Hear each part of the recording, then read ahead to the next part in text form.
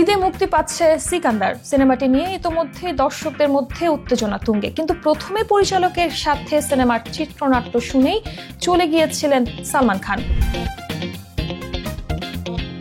পরিচালক AR মুরুগাদোস জানান 30 minute চিত্রনাট্য শুনেই উঠে চলে গিয়েছিল সালমান খান। পরে অবশ্য তিনি ফিরেও আসেন। সালমান ফিরে এসে বলেন, আমি কিন্তু দুপুর 2টো থেকে রাত 2টো পর্যন্ত কাজ করি, আপনি পারবেন তো?